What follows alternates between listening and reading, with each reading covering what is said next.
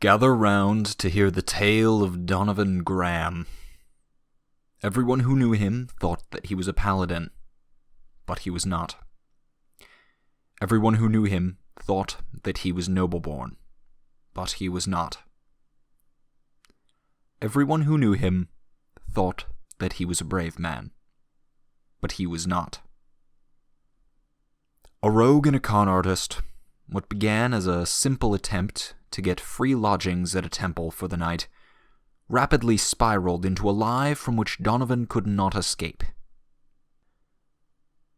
That very night, word came that the governor was calling up a band of brave souls to set forth and attempt to gain intelligence upon, or even slow the advance, of an army pushing up from the south.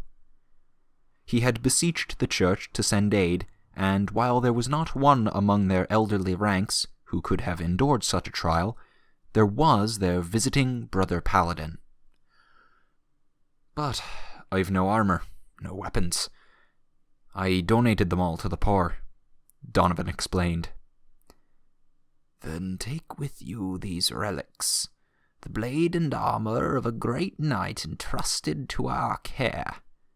As one equal to him in both bearing and breeding, we know he would approve of your using them," the monks answered back. And so, given a weapon he'd no idea how to use, and clad in armor so heavy he could barely stand, Donovan joined a rough band of mercenaries and patriots to face a vast and terrible army. His plan was to run the first chance he got. Yet, in that first attempt, he blundered straight into an enemy spy. In panic, and through sheer luck, he put his sword through the man's chest and collapsed below a tree. The rest of the band caught up with him, cheering the brave paladin Donovan for uncovering the spy.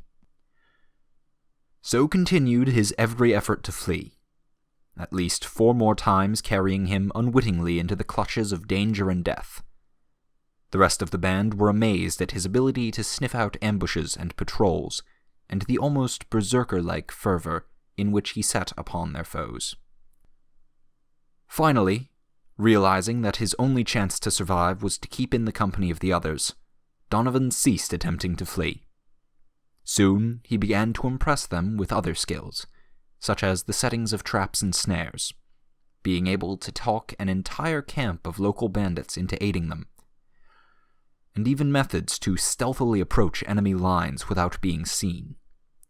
It was clear to them that all his religious passion and knightly virtue was tempered with great worldly knowledge. Unanimously, it was agreed that he would lead the guerrilla movement against the enemy.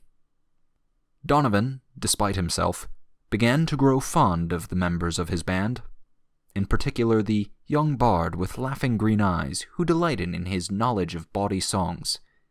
"I wouldn't think a member of nobility would know that one, Donovan." "Are you kiddin'? We wrote it." And the half-elven wizardess with the freckled face, whose worldliness both awed and frightened him. Even the half-orc, as grouchy and unfriendly a man as had ever been born, had become a pillar he relied on. With the aid of bandit clans and the local population, they slowed and even checked the advancing army. A bounty was placed on all their heads, but none was higher than for the black-haired paladin who led them.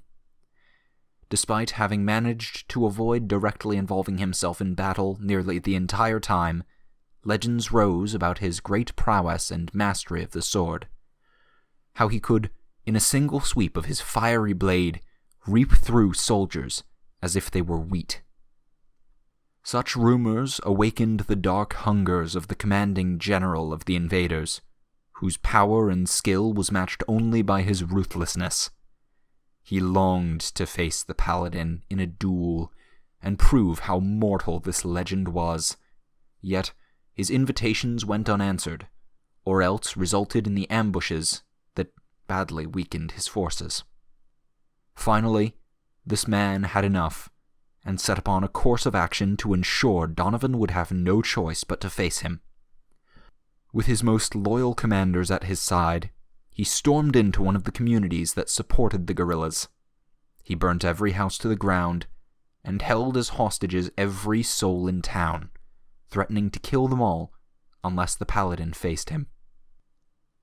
A paladin could not have turned his back upon those people.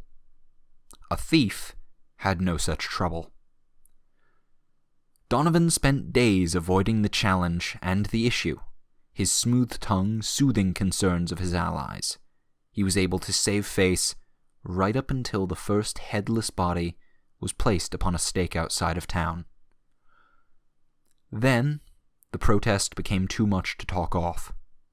The cry for action and revenge rose from every corner, and Donovan knew there was no more avoiding it. So he decided he would run away. As always, though, his luck was poor.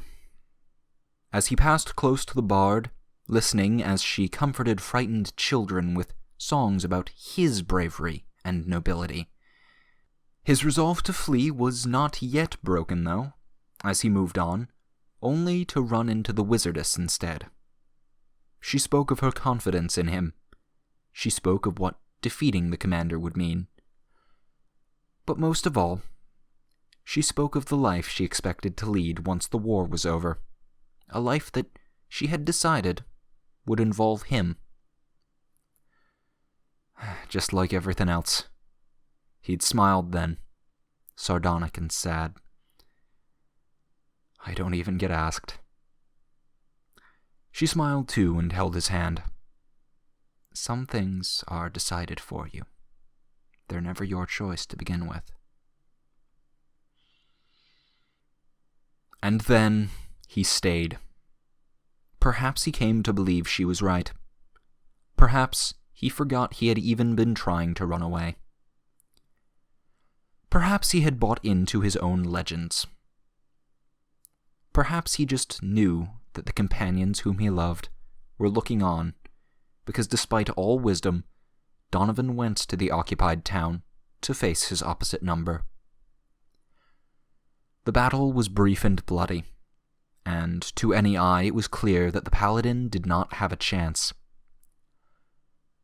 He was struck down, laying bleeding and immobile on the ground, while his foe raised a bloody sword into the air as his sign of victory, failing to notice as he did that Donovan's hand was moving, undoing the straps of his cumbersome armor, leaving to lay his heavy sword. Impossibly, he stood, despite his wounds, clutching in his shaking hand a dagger. He had poisoned himself even before the fight, leaving himself numb to pain. Though his foe's back lay open to him, Donovan waited. Waited just long enough for the villain to turn around. Waited to see the look in the other man's eyes before he drove the dagger straight into one of those same eyes and killed him instantly.